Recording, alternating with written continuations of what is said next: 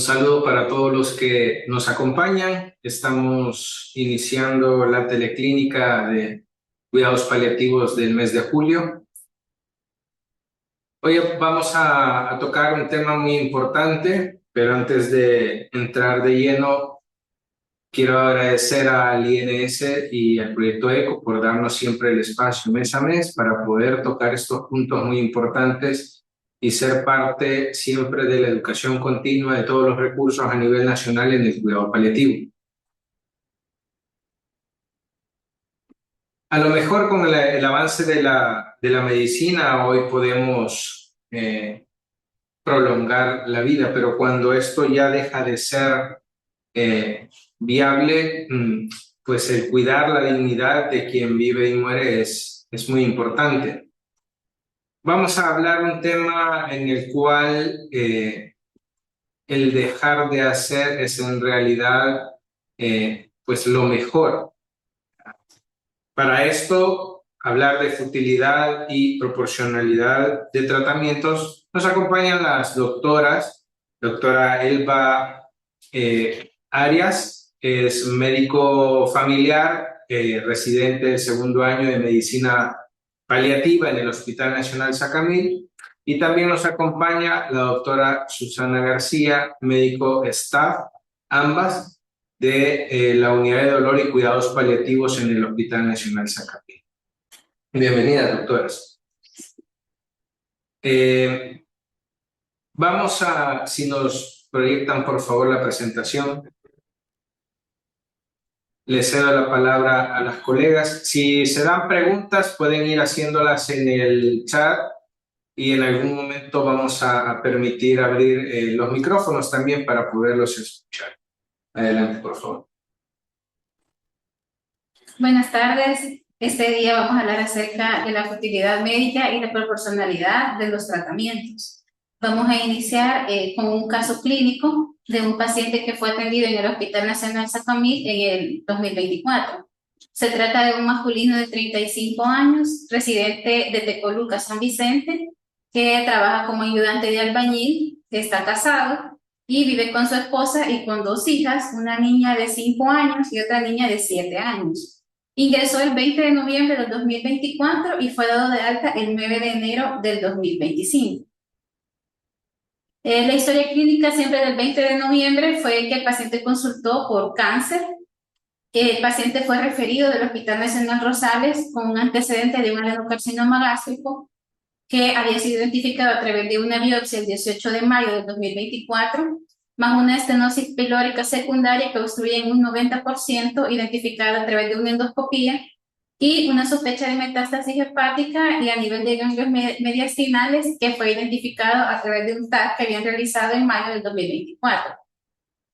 Según dato verbal del paciente, él había recibido un tratamiento con fluoracilo, había cumplido 5 ciclos en junio del 2024 y había sido referido en ese momento al área de cirugía avanzada para realizar un procedimiento quirúrgico que era la gastrectomía posterior al tratamiento, al tener el reporte de un TAC, un estudio de extensión que le habían realizado justo una semana antes de ingresar al hospital. En ese momento la historia clínica era que refería 2 meses de intolerancia a los alimentos sólidos, que desde hace una semana esta había progresado a intolerancia incluso a alimentos líquidos, pero refería que los toleraba de manera ocasional y se acompañaba de náuseas persistentes. Además refería historia de 2 semanas de melenas.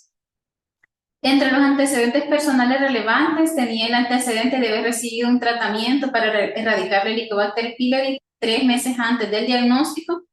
También no tenía antecedentes quirúrgicos, y otro antecedente importante era que era tabaquista de un cigarrillo al día desde la edad de los 16 años hasta los 20 años de edad, y era etilista ocasional.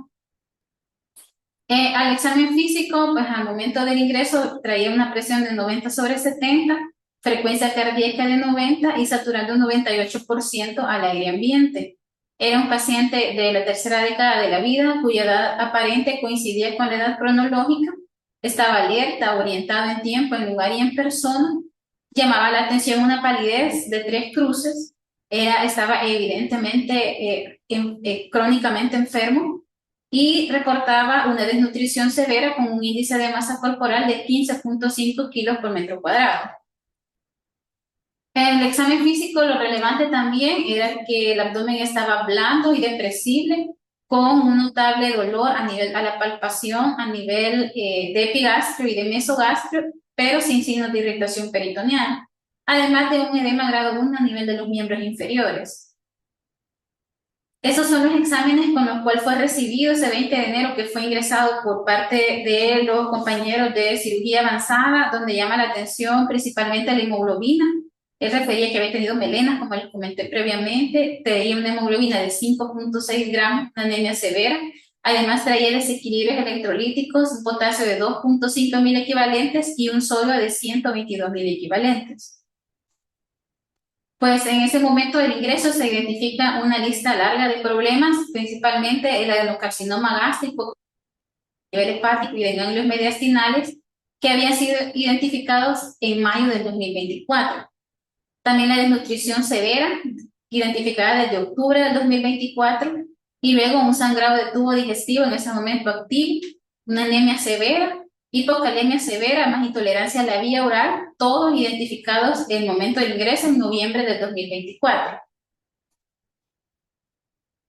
Bueno, se decide ingreso posterior a la evaluación por cirugía avanzada, quienes reciben al paciente inicialmente, recordemos, referido directamente desde oncología, ya que ya había cumplido su tratamiento y el plan era la gastrectomía.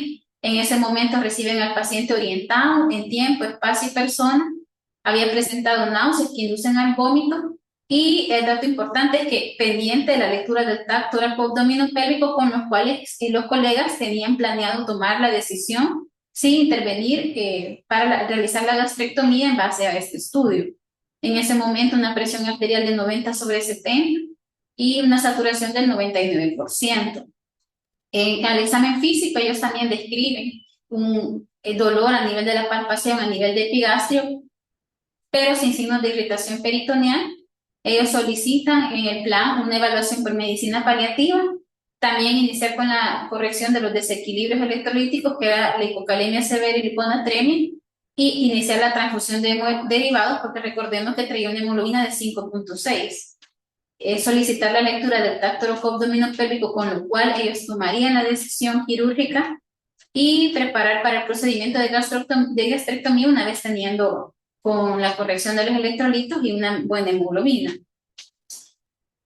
Como solicitaron la evaluación por medicina paliativa, pues fuimos a evaluar al paciente en ese momento, en nuestra primera intervención. Vemos un paciente con evidente pérdida de peso, que reportaba intolerancia a los alimentos y dolor abdominal en ese momento. Ya habían transfundido una unidad de glóbulos rojos empacados y refería que presentaba melenas.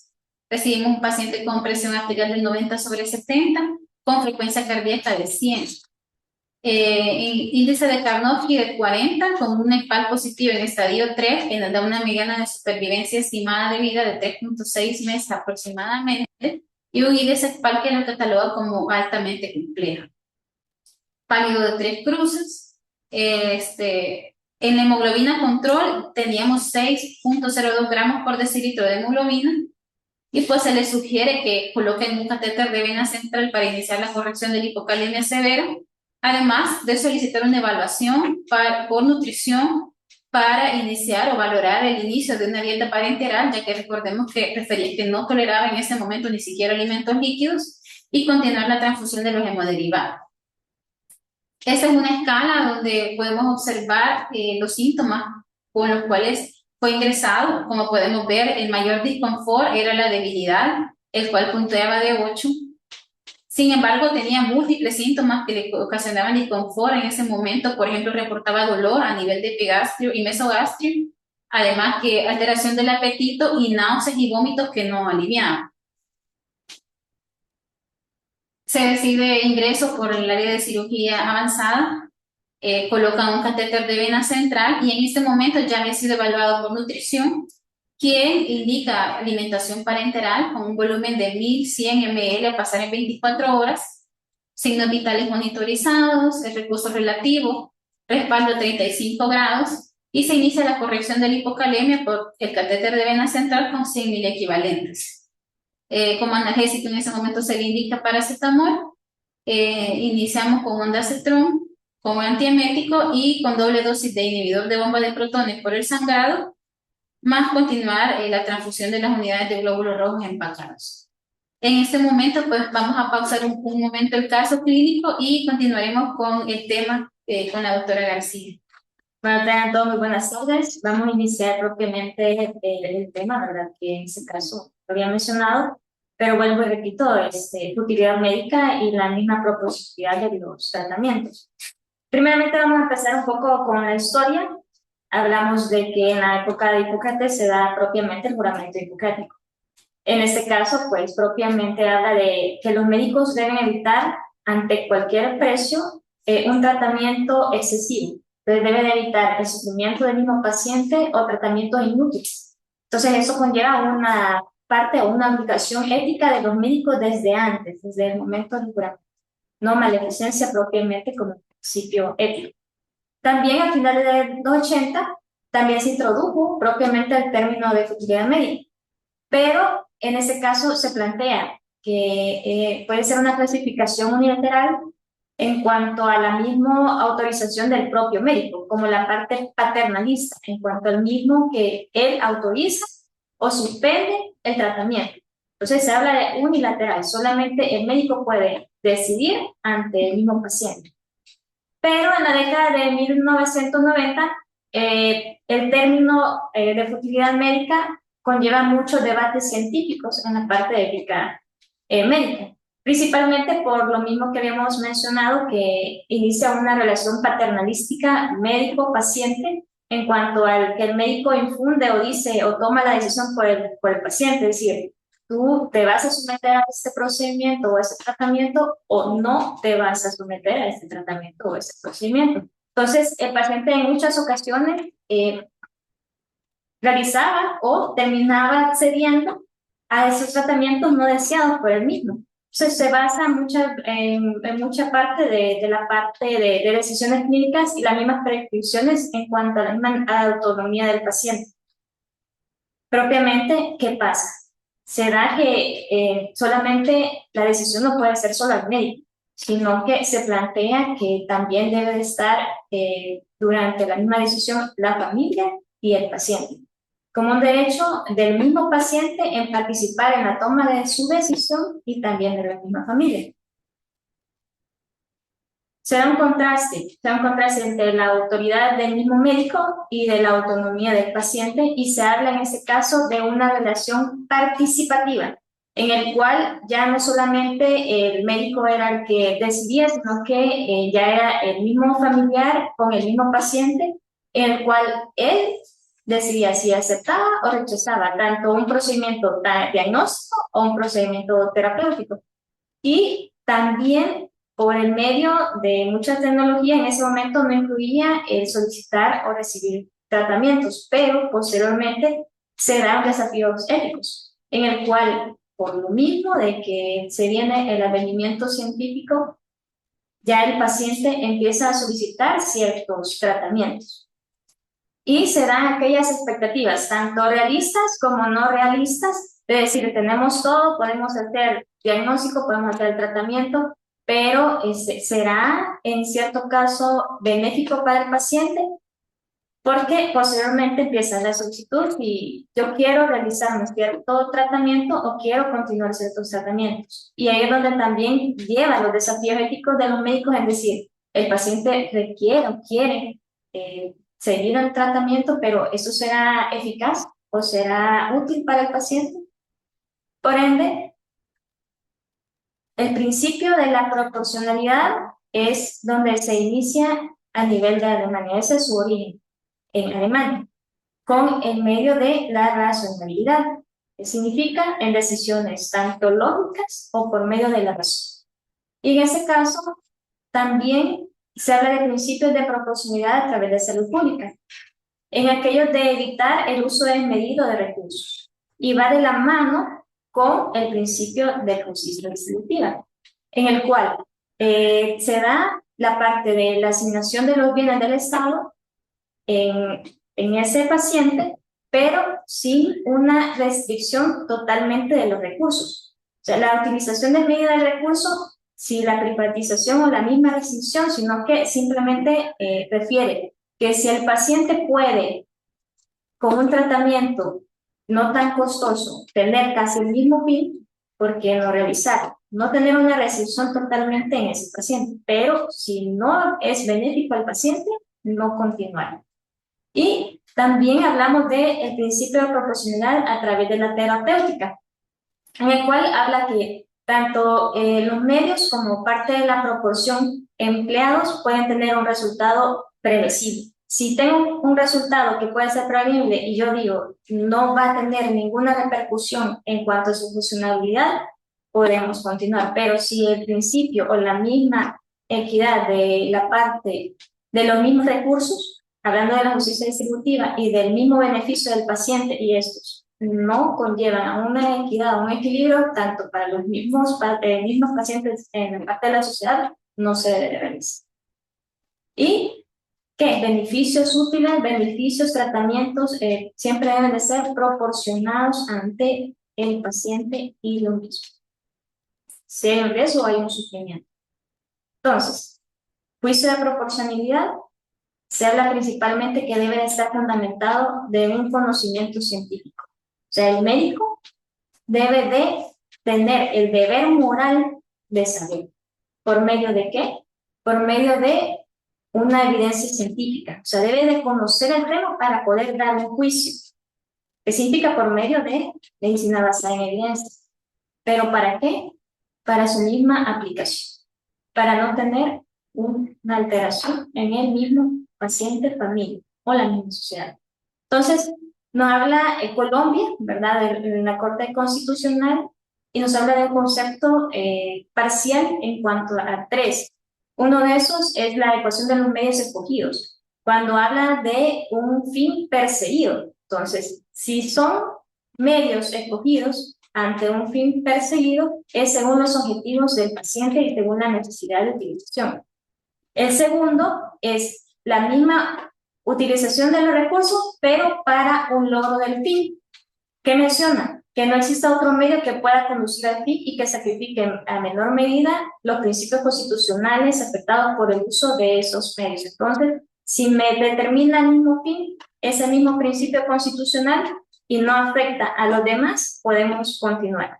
Y la misma proporcionalidad en el sentido estricto entre los medios y el fin, siempre en cuanto al logro o al fin que esté satisfecho, pero que no sacrifique esos principios constitucionales más importantes que son el bienestar del mismo paciente y la parte de eso.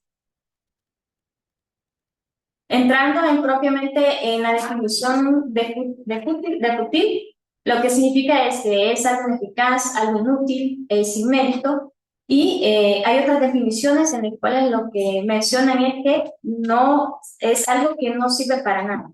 Si no sirve para nada, ¿por qué realizar ese tratamiento o por qué realizar ese procedimiento? Eso es lo que se menciona entre las definiciones. O sea, si no va a ser eficaz, no deberíamos de utilizarlo. Si no es eficaz, no utilizarlo. Hay otros términos propiamente en una revisión sistemática. Dentro de las principales definiciones, porque hay muchas, pero se llega a un consenso que la mejor distribuida es de Suderman y otros, como Jorgen y Johnson. Dentro de estas, lo que plantean es que si un tratamiento simplemente preserva la inconsciencia permanente o no puede acabar con una dependencia en cuidados médicos intensivos, entonces el tratamiento debe considerarse inútil. ¿Qué quiere decir? Que si la aplicación de esos tratamientos o esos procedimientos van a tener una prolongación de vida y que no van a repercutir o el pronóstico o un mal pronóstico continúa, va a ser ineficaz. Entonces, el beneficio efectivo de a corto o mediano plazo del paciente va a ser un acto ineficaz y por ende no debemos de realizar. Ahora bien, dentro de estos hay tipos de futilidad. Nos mencionan tres tipos de futilidad. Uno de ellos es la fisiológica, estricta, la cuantitativa y la cualitativa. Dentro de la fisiológica estricta, habla de que los tratamientos no producen ningún efecto fisiológico previsto. Un ejemplo más sencillo es que si estamos ante una infección viral, ¿por qué vamos a dar un tratamiento antibiótico? Si sabemos que el tratamiento antibiótico no va a tener un efecto eficaz ante la misma infección viral. Eso es lo que nos quiere decir la fisiológica. Ahora, la cuantitativa, lo que nos habla principalmente es que hay una posibilidad de producir los efectos deseados. Se habla de menos del 1% en cuanto al efecto deseado. Si es bajo o pobre en menos del 1%, no hacerlo. Entonces, ¿qué se refiere? Es una tasa de éxito. Si esta tasa de éxito es menos del 1% en que el tratamiento o el procedimiento me vaya a dar los efectos deseados o un efecto de beneficencia, no vamos a realizar el procedimiento y sea más utilidad cuantitativa. Y cualitativa es aquella en la cual el tratamiento no tiene ningún valor. ¿Para qué? Para la misma calidad del paciente. Entonces, se debe a una justificabilidad en el cual no se va a dar. Entonces, ¿qué quiere decir? Me voy a la primera, fisiológica, tipo de utilidad fisiológica. ¿Qué sucede? Bueno, si el paciente tiene una infección bacteriana en ese tipo y un antibiótico lo va a revertir. Pero ¿qué sucede? Sabemos que no se explica la futilidad en este caso fisiológica, pero en la cualitativa, si ese paciente, estamos hablando que ya tiene doble amina vasoactiva, ya se dieron 2 tratamientos antibióticos, es resistente y se va a dar un tratamiento de amplio espectro, pero ya hay una falla multiorgánica. El paciente ya en insuficiencia casi respiratoria, lo ventila. Entonces, el tratamiento antibiótico en verdad va a sacar del cuadro a ese paciente, y hablando de un paciente con enfermedad oncológica avanzada, con múltiples metástasis, ventilado, con un tercer cuadro de antibióticos, entonces ya entramos en la cualitativa. Sabemos que ese paciente, el antibiótico no va a ser eficaz, no va a tener una repercusión, digamos, de una curación. Entonces, a eso se refiere a una futilidad. O que bien, tiene le decimos, no está comiendo ya mucho tiempo, un paciente caquéxico, en el cual ya tiene múltiples también ingresos, pero el paciente ya no habla, ya está en delirio, tiene una enfermedad renal crónica avanzada, 6 de creatinina, nitrógeno arriba de 135, y poner una sonda de gasectomía porque ya no puede comer. Entonces, fisiológicamente va a ayudar a dar una alimentación, sí, pero cualitativamente ya no hay una justificación por lo cual vamos a hacer ese procedimiento. Entonces, todo debe ser individual. Aquí hay unos ejemplos, ¿verdad?, de la cuantitativa, que es lo que mencionábamos. Normalmente también se incluye los datos empíricos propiamente de los mismos aspectos de los mismos médicos. Entonces menciona, si yo veo un artículo de medicina basada en evidencia, en los últimos 100 casos se dieron un tratamiento X, digamos, pero en ese artículo se consideran que no son útiles, ¿para qué utilizar? Entonces a eso se refiere también, que puede ser un ejemplo. Y la cualitativa, lo que mencionaba, ¿verdad? Deber distinguir el médico de saber cuándo limitar en un momento los tratamientos y el efecto que puede ser perjudicial ¿verdad? Entonces, tener la capacidad de que sea una mejora del paciente, no una maleficencia como tal. O sea, aquí estamos hablando, ¿verdad?, que fisiológica también, que no es eficaz, no puede revertir la parte fisiológica, entonces siempre va a causar una muerte, ¿verdad? La cuantitativa nos da un ejemplo de salvar a un paciente anciano, frágil, que sufre cirrosis hepática terminal, insuficiencia orgánica grave, ¿verdad? Entonces el éxito, la tasa de éxito de una curación, pues no está dentro de esa, entonces una reanimación no va a ser, digamos, útil como tal. Y la cualitativa, igual, si una reanimación es exitosa, por supuesto que estamos hablando de la fisiológica, se da la reanimación, por supuesto sale, pero puede estar un paciente en un estado vegetativo posteriormente que puede ser previsible. Entonces, ¿qué vamos a hacer? Una mala calidad de vida. Y así igual, el soporte ventilatorio que posteriormente va a venir, la parte de los vasopresores. Dentro de esa misma revisión sistemática, lo que vieron es que dentro de las mismas definiciones, pueden notar que hay fundamentos de la futilidad. Cada una de esas definiciones tiene un fundamento.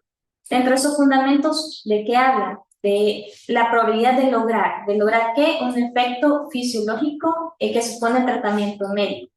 Entonces, que habla de que debemos de plantearnos objetivos. Entonces, de estos objetivos, tenemos una probabilidad de lograr con el tratamiento del procedimiento un efecto fisiológico positivo. Dentro de esta misma podemos alcanzar esos objetivos definidos tanto con el tratamiento, con el médico, con el paciente y con la familia. La cantidad, digamos, de la parte de la calidad de vida va a ser un beneficio para usted, va a ser beneficio o utilidad para el paciente y debe de ser individual. ¿Individual por qué? Depende mucho de la creencia del paciente, depende mucho de la prioridad del paciente y de los mismos principios del paciente.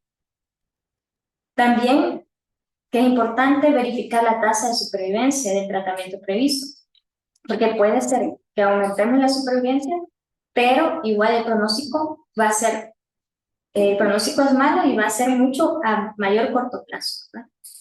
Y la calidad de vida posterior a ese tratamiento. El paciente puede presentar su misma funcionalidad, puede seguir funcional, puede tener su independencia como antes, o va a ser totalmente independiente, aunque sepamos que en algún momento pueda llegar. Entonces son cosas que se deben de valorar. Igual, dependiendo mucho del principio y de las prioridades del mismo paciente.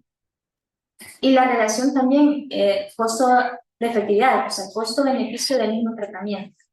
Es muy importante eso. También se plantean principales componentes de debate, como cuál es el mismo objetivo que mencionábamos, también el efecto que puede causar esos tratamientos en el paciente y en la familia, en su entorno, la utilidad que va a tener en el paciente y los valores, juicios de valores de estos. Pues los objetivos, empezando uno de ellos, es que se va a determinar los objetivos, como lo habíamos mencionado, del mismo tratamiento. ¿Qué es lo que queremos esperar?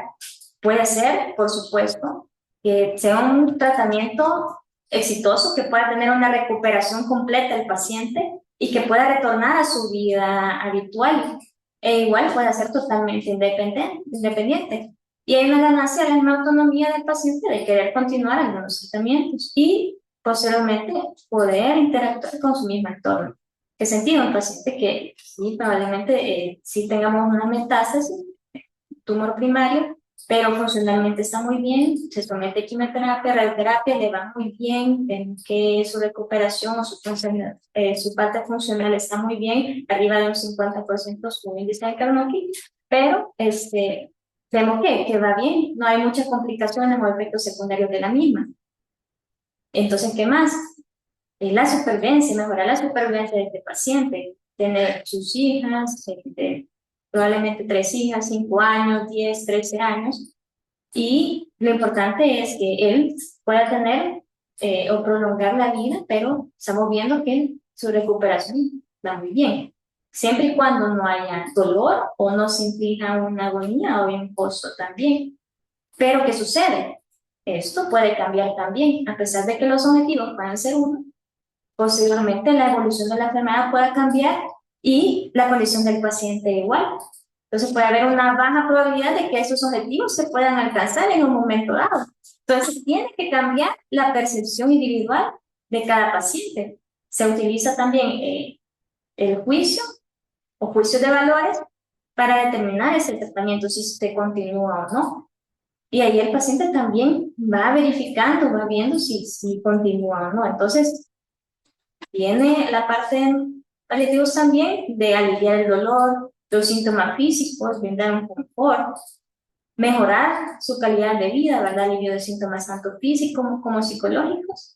Y también de preparar al paciente para una muerte en paz. ¿En qué sentido? El paciente, habíamos visto que va muy bien, pero ya posteriormente aumentan la parte de la función hepática, se ve alterada, posteriormente puede haber metástasis a nivel de hígado, y ya no se puede atender, hay una ictericia, se realiza un CEPRE y vemos que el CEPRE fallido, entonces estamos cambiando, ¿verdad? El rumbo, los mismos objetivos previstos, ya no se puede dar terapia, y ahí es donde ya cambiamos esos objetivos. Y es donde entra la actividad, ¿verdad? Médica al no realizar sus tratamientos.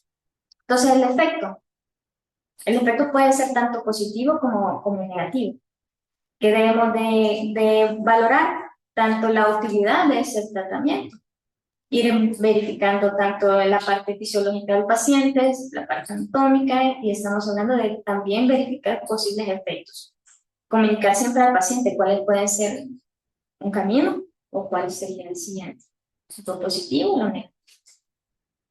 La utilidad del tratamiento, si hay beneficios del paciente, por supuesto, pueden ser tanto directos como indirectos, no solamente para él, sino que para el entorno de la familia, pero también hablamos de algo más. Si ese paciente que habíamos mencionado antes está en UCI, posteriormente en una reanimación, estamos hablando de una futilidad cualitativa, en algún momento lo pensamos, pero este paciente propiamente joven, un traumatismo, pero hay una muerte cerebral y es día previsto, quizás en algún momento también se puede cambiar la utilidad de eso y tornar, digamos, órgano, entonces esta parte de la familia lo puede afrontar y lo puede aceptar de otra manera, ¿verdad? Del paciente en el sentido del pronóstico, entonces también estos son los juicios de valor. El magnitud de beneficio, pues principalmente alcanzar los objetivos, ¿verdad?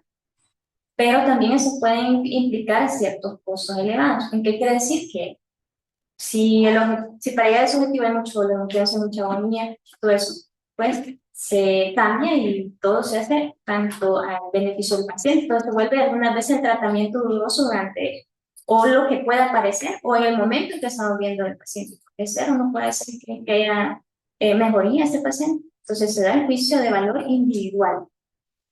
Es prolongar la supervivencia, pero ¿ante qué costo vamos a prolongar la supervivencia? Entonces nos ponen un ejemplo, ¿verdad? Paciente femenina, cáncer de ovario terminal, la supervivencia puede más o menos de 2 meses. Hay agentes quimioterapéuticos envueltos en este tratamiento, son costosos, son potencialmente dañinos, pero ¿qué sucede? ¿Lo consideramos útil? Sí. Pero ¿qué sucede si espera el nacimiento de su nieto? Menciona los próximos 2 meses, entonces ya estamos aumentando la supervivencia, pero con un objetivo preciso, con un fin, ¿verdad? Que vale la pena alcanzar, posiblemente sí, pero también igual se tiene que ir verificando pues, cada uno de ellos. Pero es que digamos que el objetivo, prolongar la supervivencia de su nieto. Ahora bien, menciona también otras razones detrás de la misma proporción de los tratamientos útiles que los médicos realizan.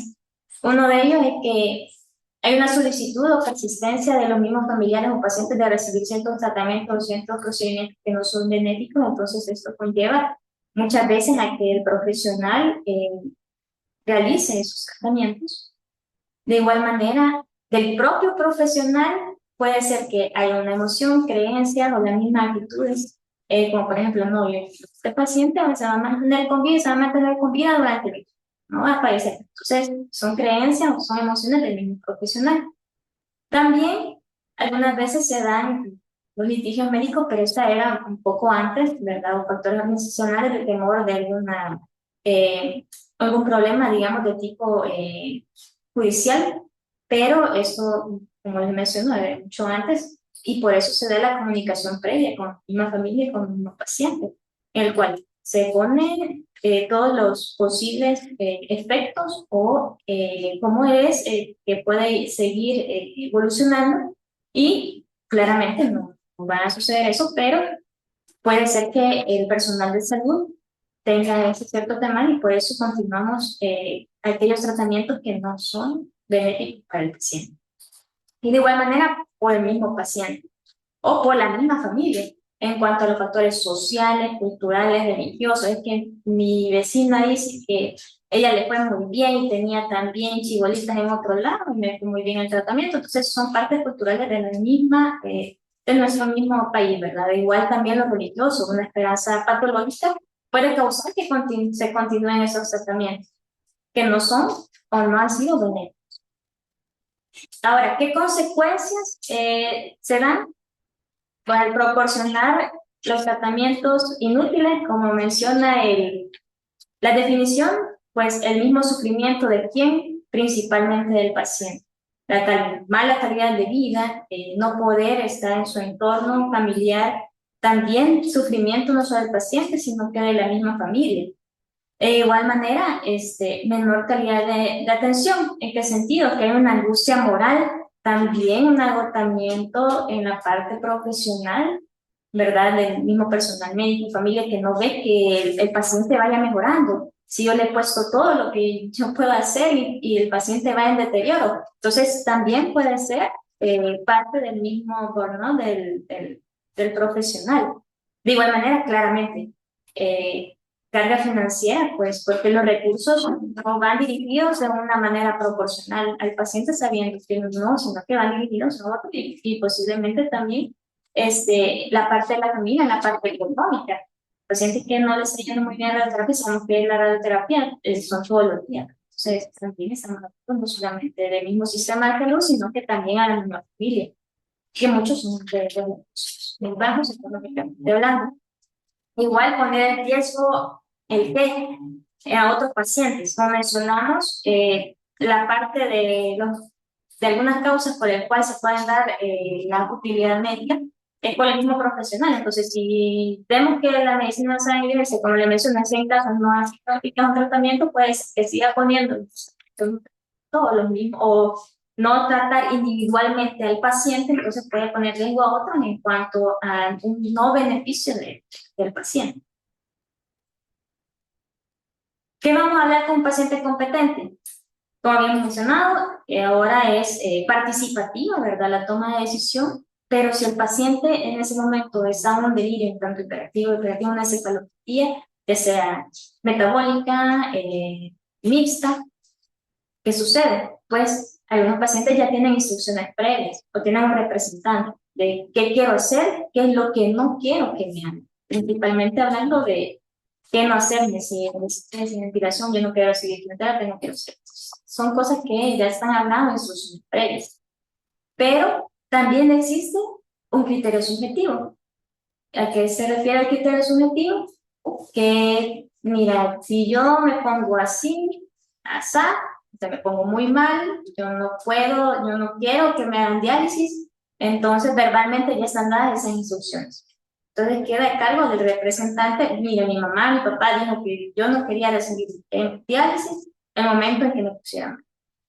También hay un juicio sustitutivo, que se refiere a tomar una decisión a partir de lo que se sabe del paciente o reconstruir esa decisión. Mira, alguna vez él mencionó que si se ponía muy mal, querían que le pusieran tubito, entonces todo eso, o él dijo, en algún momento dijo, no, yo si me pongo muy mal, quiero estar en casa. Entonces son cosas que tenemos que ir abordando. No las digo claramente, quizás en algún momento cercano, pero retrospectivamente lo puedo haber dicho, o de manera indirecta también.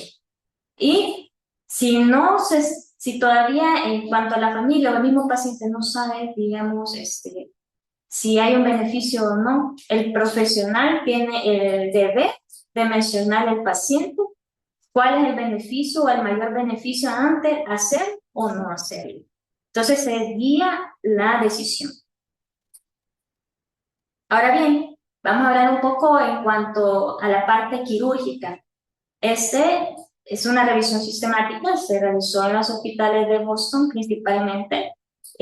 Son artículos en los cuales es la unión de cuidados paliativos con la parte quirúrgica y lo que identifican principalmente en el 2020, el 2003, es un trabajo de cuidados paliativos, son 7 áreas prioritarias en cuanto a la ciencia en el entorno de cuidados paliativos con la decisión quirúrgica. Pero, ¿qué sucede?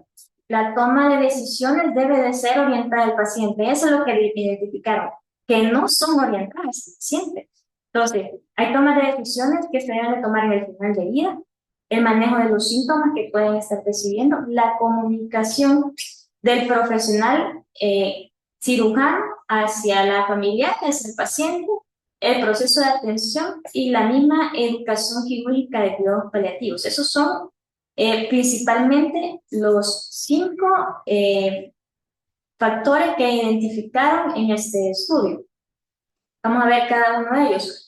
¿Qué sucede? Que hay brechas del conocimiento, debemos de tener brechas de conocimiento, pero actuales en cuanto a la parte quirúrgica en cuidados paliativos. De igual medida, no hay validado como algo en esa parte de pacientes quirúrgicos.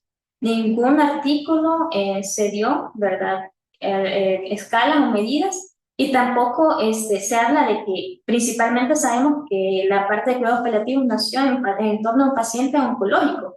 Y es muy difícil trasladar alguna escala del paciente de los que utilizamos en pacientes oncológicos a la atención quirúrgica, porque depende mucho del metabolismo quirúrgico posteriormente. E igual, las medidas a evaluar tienen mucha alta carga en cuanto a la complejidad que puede tener esos procedimientos quirúrgicos. Entonces, son cosas que han evaluado en este artículo.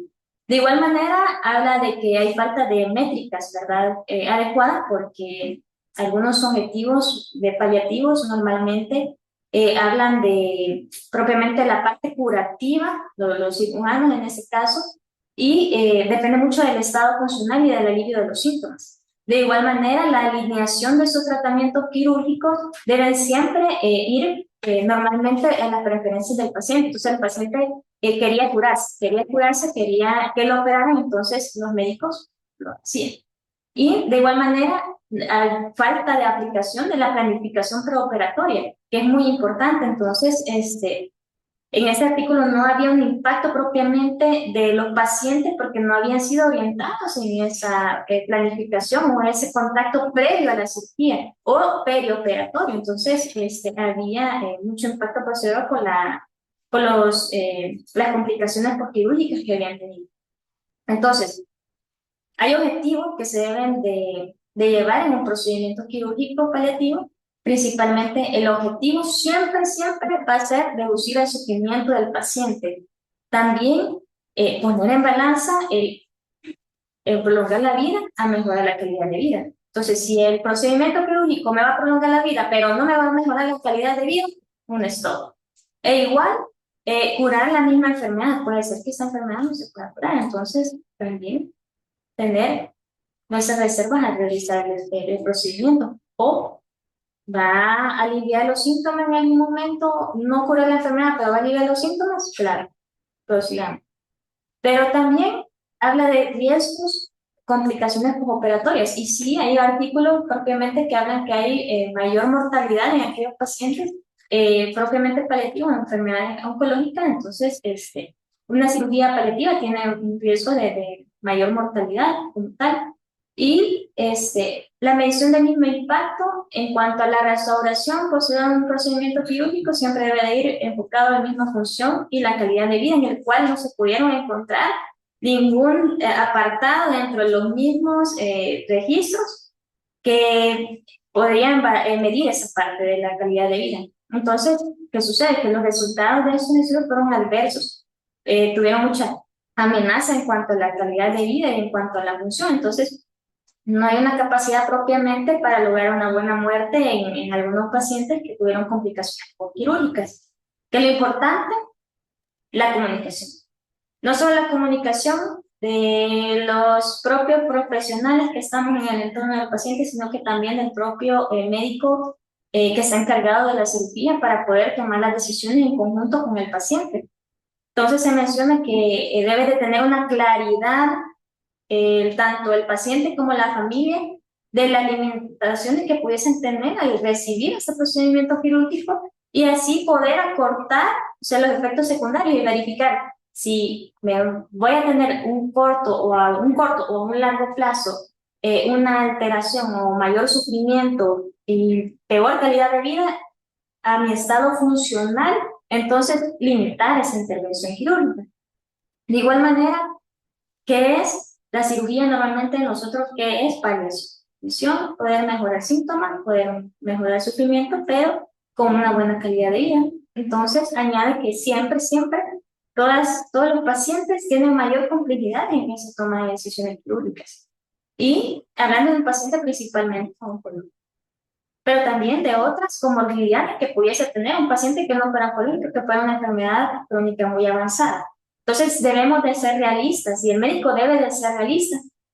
¿En qué? En que después, posteriormente, no se estén arrepintiendo de haber hecho o haber tomado la decisión del mismo procedimiento, como algunos pacientes lo manifestaron, que había de cierta forma un arrepentimiento de haber realizado el procedimiento de la misma familia, de someterlos a esas intervenciones, por lo mismo que tiene múltiples desafíos en cuanto a las mismas comorbilidades que pudiesen.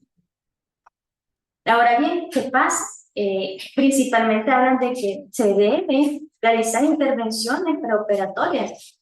¿Qué significa? Que se debe de sentar el cirujano, va a tener estas complicaciones, usted tiene esto, tiene aquello, y esto puede repercutir a.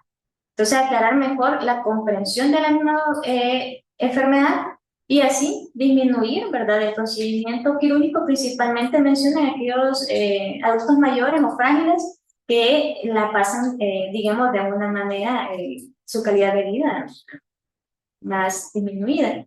Entonces, esto es lo que menciona el artículo. No solamente nosotros como paliativos, porque sí menciona que la comunicación que falta es propiamente del médico que va a realizar el procedimiento y que las intervenciones preoperatorias faltan de ese personal.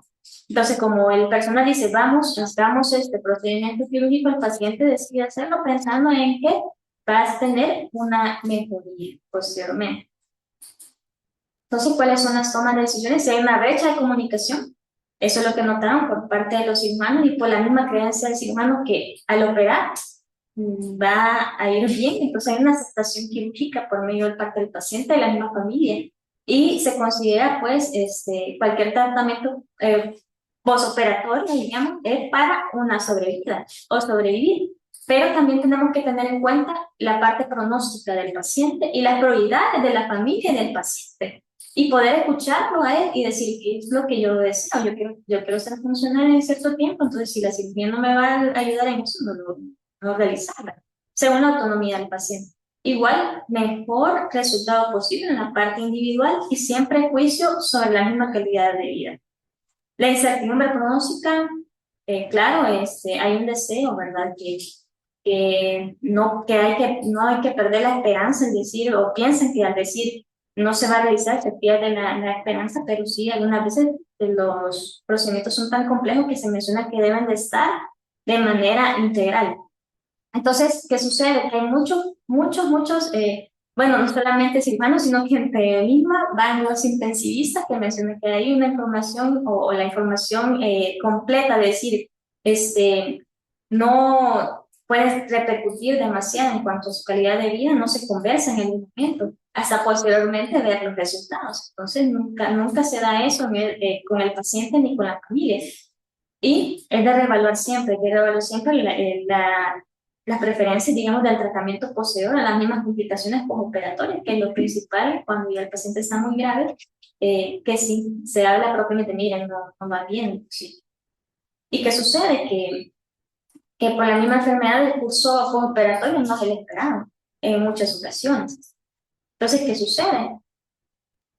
En la prestación propiamente de cuidados paliativos puede ser cambio cultural, ¿verdad? Que ahora con el advenimiento, como le mencioné antes, posteriormente quizás no había un miedo, una brecha en cuanto a la comunicación, pero ahora sí hay tratamientos menos agresivos como antes en la parte tecnológica, pero también se promueve, ¿verdad? Y los pacientes, si hay tratamientos menos agresivos, pues claro, prefieren mejor seguir otro camino. Entonces, nuestros caminos también pueden estar orientados solamente por al ser una buena comunicación, el paciente entiende, la familia entiende y todavía hay mucho, ¿verdad?, en cuanto a su propia calidad de vida, a alterar, digamos, la misma supervivencia tratando de alargarla.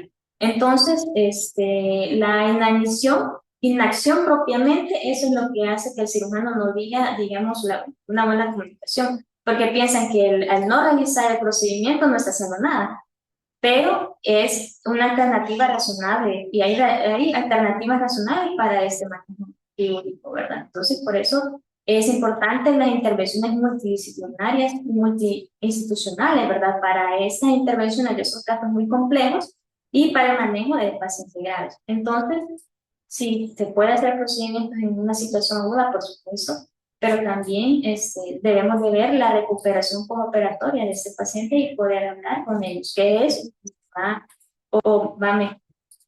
Por ende, entran las cuestiones éticas de la sobrevida del paciente, quién es el que toma las decisiones, si hay un delegado, si hay un representante, también el equipo de salud, ¿verdad? Que debe de tener siempre enfocado a la finalidad de tener un beneficio en el paciente. ¿Qué más?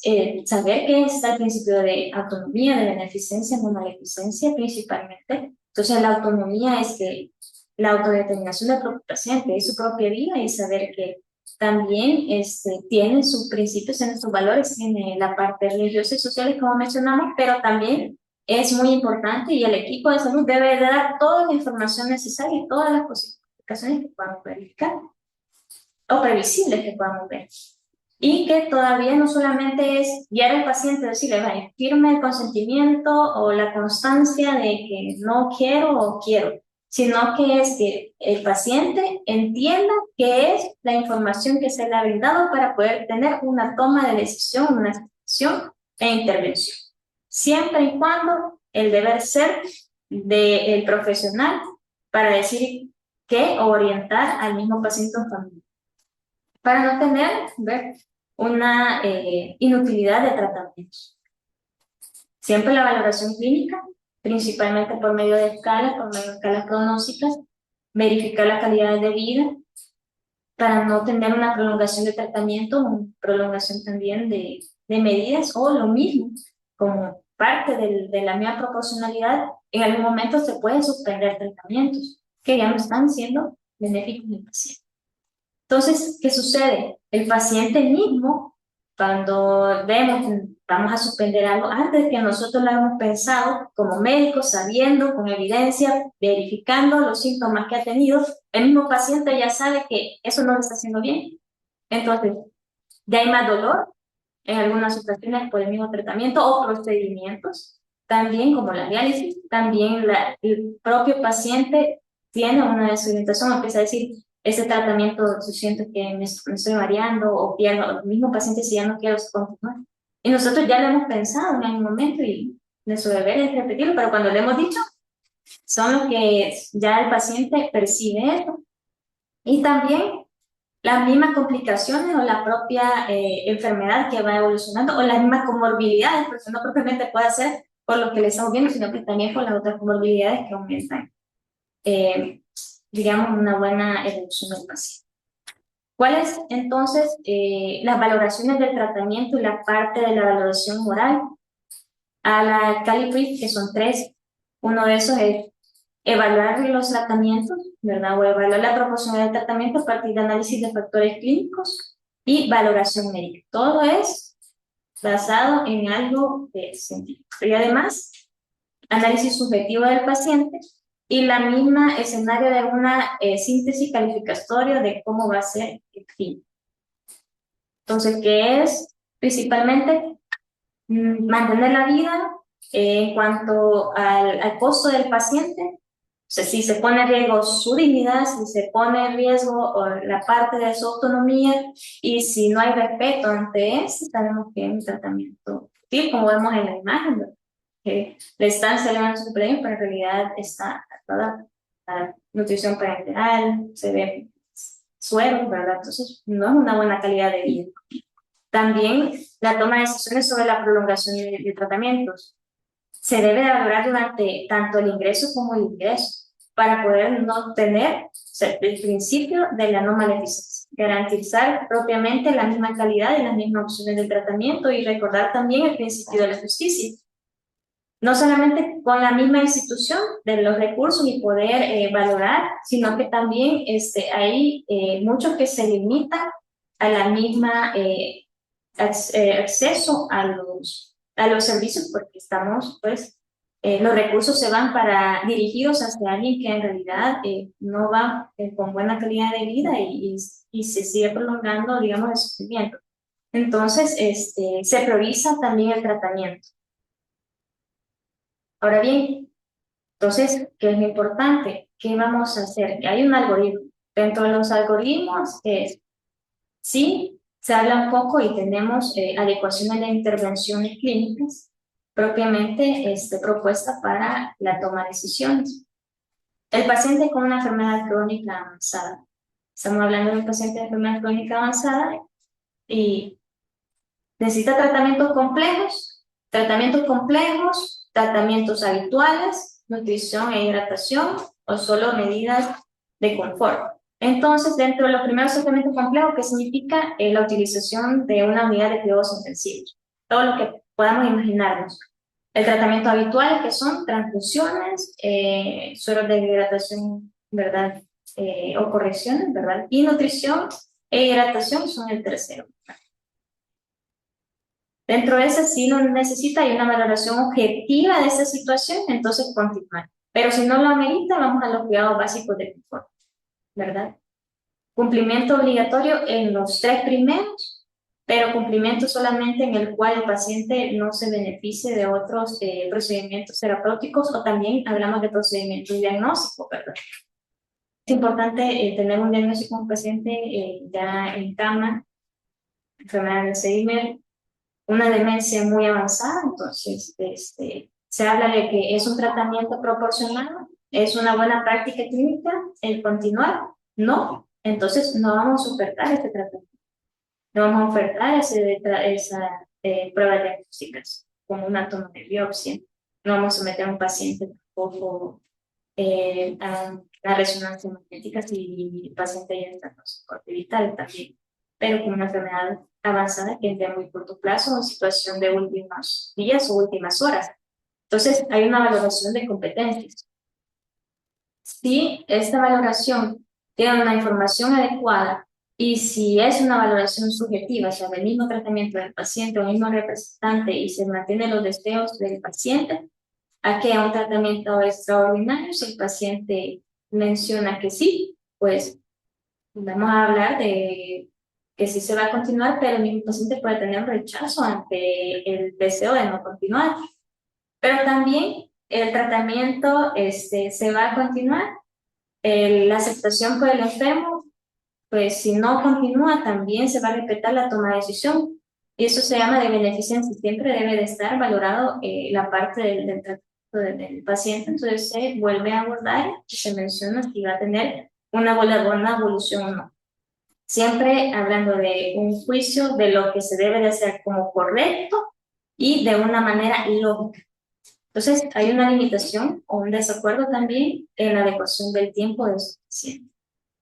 Y terminando, pues principalmente es uno de los, dentro de los médicos, se les preguntó qué se le venía a la mente principalmente cuando se hablaba de un tratamiento útil, pues la palabra pues está en medio, pero ¿qué es principalmente? Vamos a ver, son siempre los valores, los principios, beneficencia, justicia, no maleficencia, pero también vemos que a la par de la palabra útil que está en medio siempre está paciente, vida, familia. Entonces, ¿qué significa? Pues valorar siempre la prioridad también del paciente, de la familia, saber que no solamente es el paciente que lo va a aceptar, sino que el entorno también, si es benéfico para ellos o no. Y el mismo tratamiento, según las expectativas, el mismo pronóstico, teniendo en cuenta el derecho del paciente y también el deber ser del médico, para no recaer en otras palabras que menciona ahí, en una muerte, en una eutanasia, ¿verdad? Siempre priorizando al paciente de manera con la parte de equidad, con una planificación tanto del riesgo como el beneficio que pueda tener y siempre en la parte del equipo. Y si hay un paciente muy complejo, también de manera multidisciplinaria. Pues vamos a continuar, ¿verdad?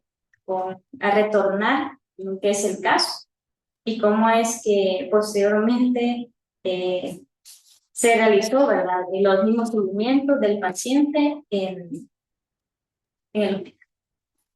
Bueno, retornando con el caso, recordemos, ¿verdad?, que estábamos hablando de un paciente masculino de 36 años de edad, que había sido diagnosticado el año pasado por un cáncer gástrico, ya había recibido tratamiento, posterior al tratamiento tomaron un estudio de extensión y con eso lo mandaron referido al área de cirugía avanzada para realizar una gastrectomía.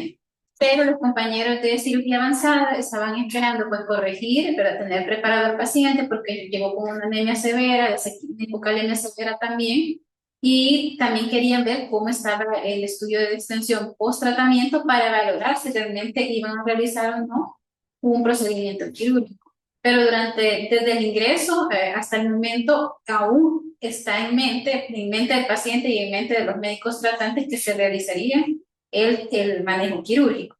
Solicitan una nueva evaluación 4 días después de estar ingresado por medicina paliativa siempre, donde se evidencia que el paciente ya está sin dolor. Recordemos que había llegado con 6 de dolor. El síntoma de disconfort principal siempre era la debilidad, ya había mejorado, posterior a las transfusiones también punteaba 5 de debilidad. Ya estaba con la dieta parenteral, habían aliviado los vómitos, pero persistían las náuseas. De hecho, en ese momento refería que ya empezaba a tolerar un poco de líquidos, volúmenes pequeños, pero de maneras más frecuentes, y no había vomitado, pero las náuseas persistían, por lo menos líquidos claros. Y ya se había transfundido, tenía en ese momento ya en hemoglobina control 10.6 gramos por decilitro y el potasio control que había llegado con 2.5 mil equivalentes de potasio, el control ya era de 3.3. En ese momento pues refería que las melenas habían mejorado.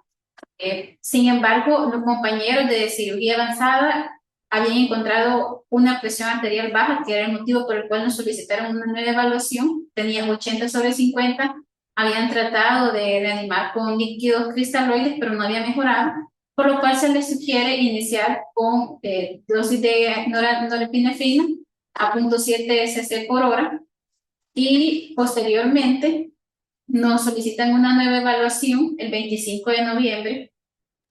Paciente presenta nuevamente episodios de melenas. Además, había presentado un vómito en postura de café a pesar de estar con doble dosis de un inhibidor de bomba, y en este momento tenía una hemoglobina control de 5 gramos por decilitro. Tenía un índice de Carnot que había bajado, un 40, en ese momento 30.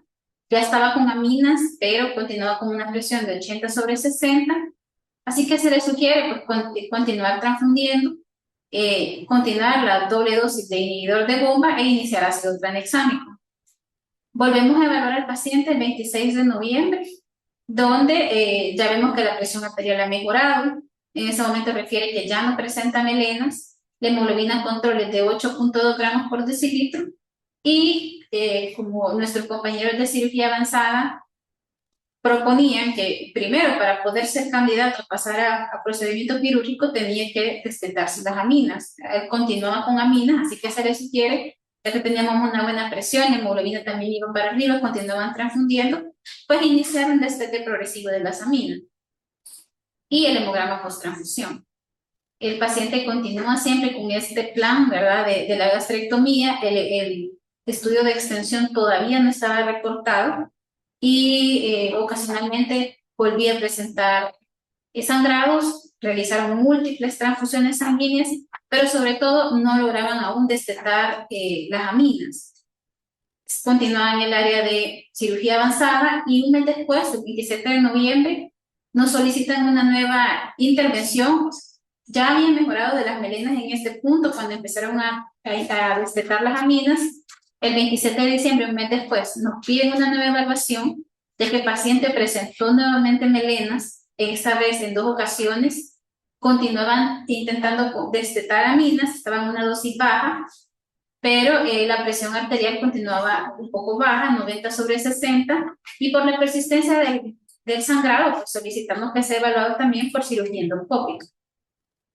Al siguiente día es evaluado por cirugía endoscópica, donde tras evaluación deciden ellos realizar una endoscopía control, en la cual se reporta una neoplasia gástrica a nivel del antro, forma tipo 4, y signos de sangrado, los cuales fueron manejados con terapia de coagulación avanzada con Arbuthnot. Con esto el sangrado se dio, el paciente mejoró, y nos vuelven a pedir una nueva evaluación el 3 de enero. El paciente lo evaluamos, refiere que las melenas han cedido. El paciente, sin embargo, continúa con aminas, no ha sido intervenido aún. Las aminas están en destete en este momento, una dosis baja, 0.05 microgramos por kilo, pero en este momento nos reporta un nuevo síntoma que no había tenido y que inicia este día por la mañana, que refiere que había perdido al despertarse, notó que tenía pérdida del tono y de la fuerza muscular a nivel del miembro superior derecho. Notamos que tiene una buena presión, 110/70, con dosis bajas de aminas, buena saturación y buena frecuencia cardíaca. Por lo que se le solicita realizar un TAC cerebral. Se realiza ese mismo día de las solicitudes del estudio, donde encuentran y nos reportan una tumoración intraaxial de 2.4 por 2.1 por 2.5 centímetros a nivel del lóbulo frontal izquierdo, con componentes hemorrágicos y extenso edema vasogénico perilesional, a considerar una lesión metastásica dado los antecedentes del paciente, además un leve efecto de masa sobre el lóbulo frontal y parietal secundario a la tumoración descrita. No hay una evidencia de un desplazamiento de la línea media ni de las herniaciones. En este punto, pues nos reunimos con las demás especialidades que estábamos manejando al paciente primero para hablar. Primero con cirugía avanzada, que era el área donde está ingresado el paciente. Hablamos como equipo, entre ellos y nosotros también como medicina paliativa, del estado actual del paciente y de qué tanto se puede beneficiar en este punto de la intervención quirúrgica por la cual él había ingresado. Sin embargo, los médicos de cirugía avanzada, tras evaluar el caso, valorar que había más pérdida de peso, el paciente estaba frágil, no se había podido destetar de las aminas, pues debido también a las múltiples metástasis, recordemos que el TAC que traía previo al tratamiento nos reportaban que ya había metástasis a pleura y a nivel hepático. Luego esta metástasis a nivel cerebral era lo nuevo. Entonces ellos consideran que el paciente no se beneficia del procedimiento quirúrgico. Posteriormente hablamos del caso también con oncología clínica, quien tras evaluar la nueva neoplasia, ellos consideran que el paciente se beneficiaría inicialmente de realizar radioterapia a la lesión, a la nueva metástasis que ha aparecido a nivel cerebral. Nos reunimos con el paciente y con su familia y hablamos nuevamente del estado actual. El paciente, recordemos que estos 50 días que estaba ingresado, había estado con la mentalidad de que iban a realizar un procedimiento quirúrgico. Sin embargo, él sabía y él mismo expresaba que se sentía débil, que sentía que un procedimiento quirúrgico, él sabía que muy probablemente ya no se lo iban a realizar porque no se sentía en las condiciones, pero esta nueva neoplasia a nivel cerebral también le hace entender a él que el estado pues, de la enfermedad es avanzado y nos manifiesta que no se quiere someter a procedimientos de radioterapia de la metástasis cerebral. Entiende también algunos efectos secundarios que podrían producirle, como la cefalea, el edema cerebral, aunque le explicamos que esos síntomas se pueden manejar. Sin embargo, entiende también que el hecho de recibir esa radioterapia tiene que continuar ingresado, porque recordemos que el paciente es en un área geográfica lejana, ¿verdad? Entonces, estar viajando se le era muy difícil de recibirla, tenía que estar ingresado. Entonces, él no desea recibir el manejo de radioterapia y manifiesta explícitamente que él quiere estar en casa y que quiere estar con sus hijas. Hablamos nuevamente con oncología clínica, ellos y con radiooncología también, y ellos refieren que es respetable también la decisión del paciente, entonces todos nos abstenemos de realizar este tratamiento y empezamos a planificar en qué momento el paciente puede retornar a casa, porque recordemos que todavía estamos con aminas que no hemos podido destetar, pero estamos con una dosis bastante baja. Bueno, logramos hablar con el paciente ya una vez que hablamos con él y con su familia y planificamos el retorno a casa. Iniciamos con un medicamento que es la etilefrina para poder ir destetando del medicamento, para poder ir destetando de las aminas que tenía en ese momento el venoso. Modificamos la dosis. Inicialmente habíamos iniciado con cada 12 horas de las 20 gotas de etilefrina, pero al reevaluar el día del alta estaba todavía un poco hipotenso, por lo cual modificamos la dosis a 20 gotas cada 8 horas, logramos destetar aminas y se fue con gotas orales de etilefrina. No había presentado un nuevo episodio de melena desde el tratamiento que le han realizado los compañeros de cirugía endoscópica con el argon plasma, En ese momento teníamos la presión de 110/70, de una frecuencia cardíaca de 90 y una buena saturación. Índice de Karnofsky del 40% y un ECOG de 4 puntos. Estos son los síntomas con los que fue dado de alta el paciente. En este momento no reportaba dolor ni disnea. Había mejorado la debilidad, ya solo reportaba 4 puntos. Desde el momento que él supo que sigue de alta, también la debilidad se sentía con más ánimo y las náuseas, los vómitos habían aliviado, pero las náuseas sí persistían en 4 puntos. Pues se decide el alta este 9 de enero. Ya el paciente, como les comenté anteriormente, náuseas sí habían, pero había aliviado los vómitos e incluso había empezado a tolerar volúmenes pequeños de líquidos de una manera más frecuente. Así que se le indicó que podía ingerir fórmula polimérica hasta tolerancia sin forzar. Además, se le colocó un catéter subcutáneo y personal de enfermería le explicó a la esposa, que era la cuidadora principal, cómo cuidar el catéter y cómo cumplir medicamentos a través de esa vía. Se dio alta también con ranitidina, una ampolla subcutánea cada 12 horas. Continuamos el ácido tranexámico y para manejo del dolor, pues mandamos con morfina, iba a cumplir 3 miligramos subcutáneos cada 8 horas. Se llevó doble antiemético, continuamos las gotitas de epinefrina y además agregamos un anticonvulsivante. Este punto también es importante recalcar que en este caso intervinieron múltiples disciplinas del hospital, ¿verdad? Para poder llevar a cabo tanto el alta del paciente como el manejo del paciente dentro del hospital. Primero los compañeros que fueron quienes recibieron inicialmente al paciente, que eran pues, los compañeros de cirugía avanzada, quienes tras evaluar el caso, en conjunto con medicina paliativa también llegaron a la decisión de que el paciente no se iba a beneficiar en este punto de un tratamiento quirúrgico y deciden no operar. También en el caso de cirugía endoscópica, que estuvo bastante pendiente del paciente y que en el punto decidieron pues, realizar el manejo para la neoplasia sangrante con algún plasma. También los compañeros de psicología, porque recordemos que es un paciente joven que tiene sus niñas pequeñas, pero con el acompañamiento de nuestra licenciada de psicología, el paciente logró aceptar el pronóstico y también entender, ¿verdad?, que estábamos ante una patología avanzada. Además, promovió la escucha activa entre el paciente y su familia. También los compañeros de oncología y de radiooncología, quienes decidieron también respetar la voluntad del paciente y deciden pues, que no se debe realizar la radioterapia a la metástasis. Y compañera de trabajo social también fue muy útil porque ella ayudó y coordinó el alta médica en contexto de situación clínica compleja y el retorno a casa del paciente. Y nosotros también colaboramos con el manejo de síntomas, ¿verdad? Acompañamos al paciente y además de que ayudamos a que todas estas especialidades se integraran para el manejo adecuado del paciente.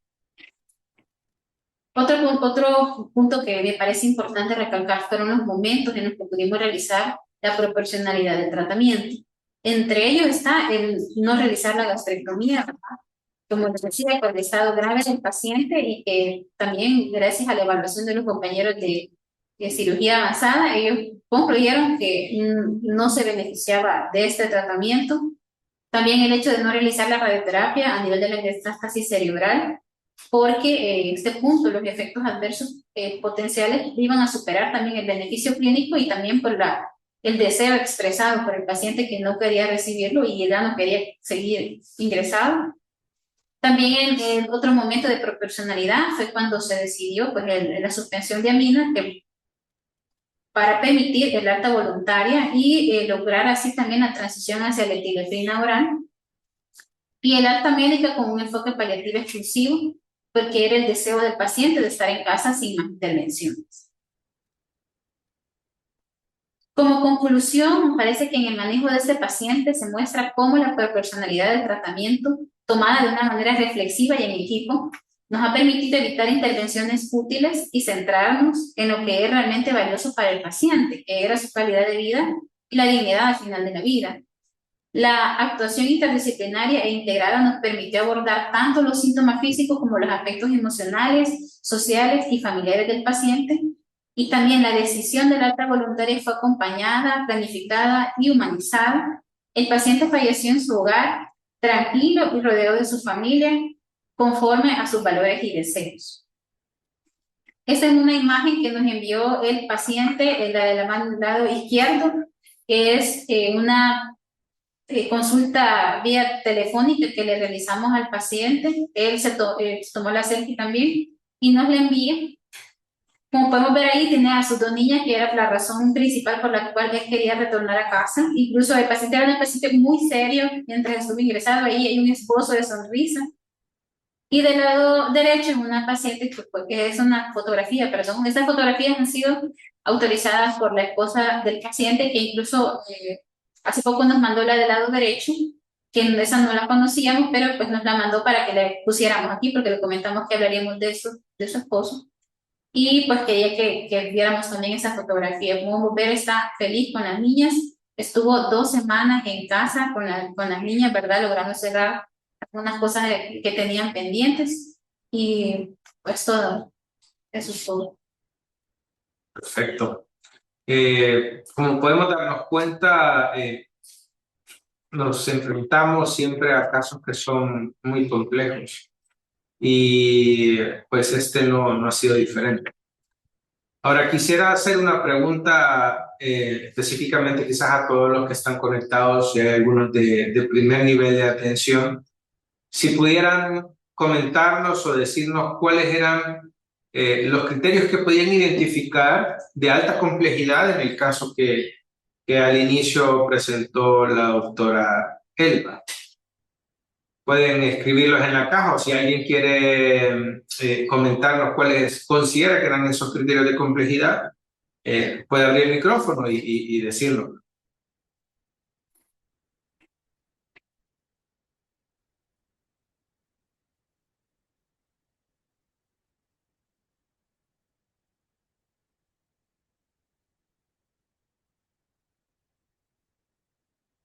Vamos a ver quién se anima a comentar. Son 2 puntos bien específicos que han sido expresados hasta por imágenes que presentaron.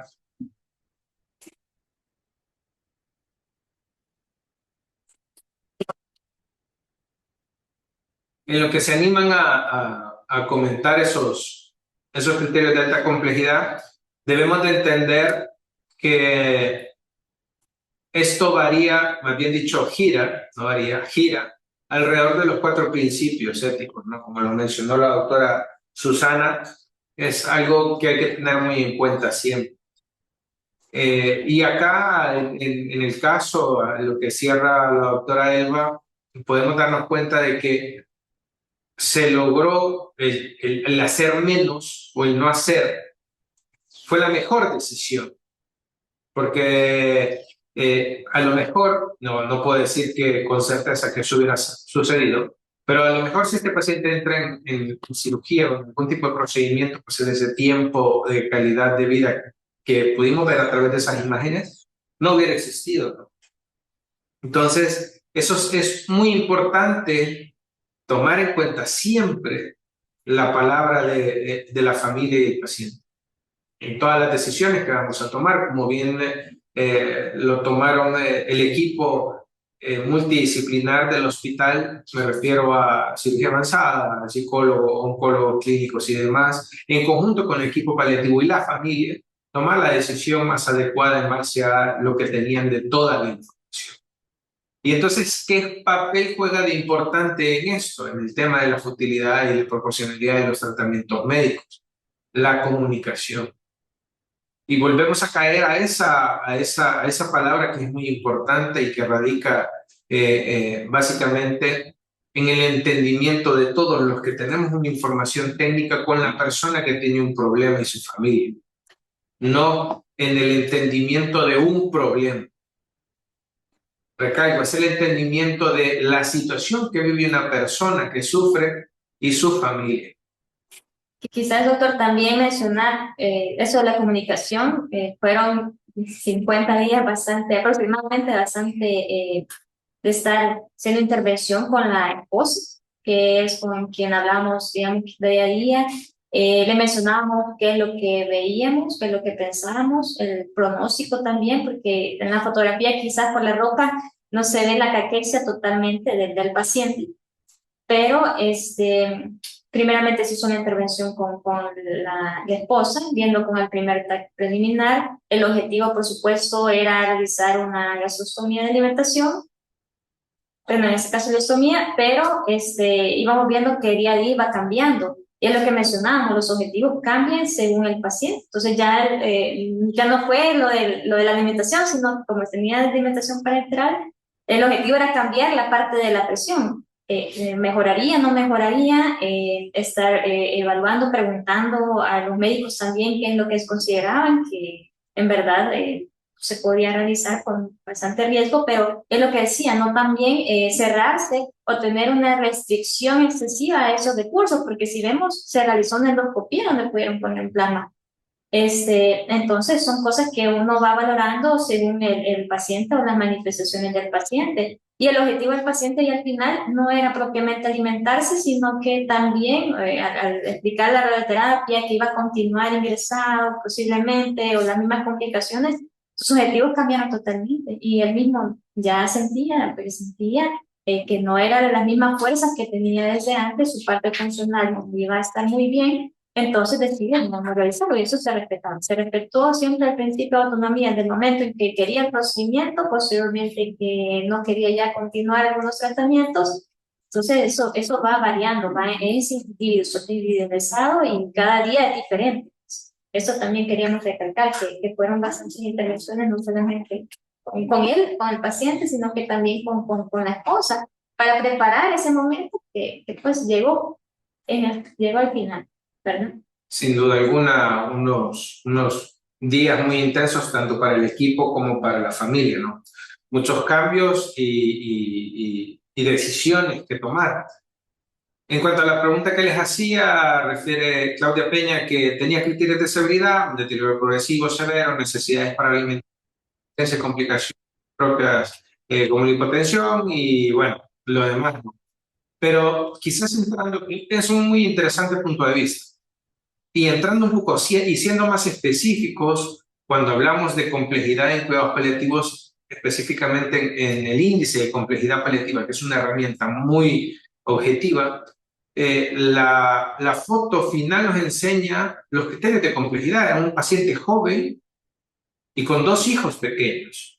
Entonces ahí tenemos criterios altamente complejos para ser manejado por un equipo especializado. Si nos adherimos a los lineamientos técnicos que tenemos actualmente, en el cual se habla de la valoración o el uso, más bien dicho, de la herramienta del IDCPAL para poder abonar a esos criterios de complejidad estrictos para poder hacer el manejo adecuado de este paciente en el establecimiento que toca, por la capacidad de respuesta que debe de ser. Entonces es algo muy importante, podemos tener todos los criterios que mencionaba Claudia Peña, pero también con las herramientas que para eso son, ¿no? Para utilizarlas, poder estratificar cuáles eran esos criterios de complejidad y como les digo siempre que llegamos a visitarlos, sirve para 2 cosas, una para saber a dónde vamos a derivar este paciente, si yo soy de primer nivel o de segundo nivel, y el otro es para saber, para prepararse como equipo para esos días intensos, ¿no? De que va a hacer acerca de ese manejo con la familia, temas importantes a platicar con la familia, ¿verdad? Que pues en el transcurso del hablado del caso pues se fueron develando y siempre tomando en cuenta la opinión de estos mismos y del paciente. Muy bien, yo tengo una pregunta para que se lo lleven para casa, para reflexionar a todos, y háganse la pregunta de si estamos preparados como médicos en el día a día, en la atención en salud, en el sistema, para poder identificar cuando algún tratamiento ya no es adecuado. Y si no estamos preparados, ¿por qué no estamos preparados? ¿Será que decidir el dejar de hacer es por miedo, por presión o porque siempre ha sido así?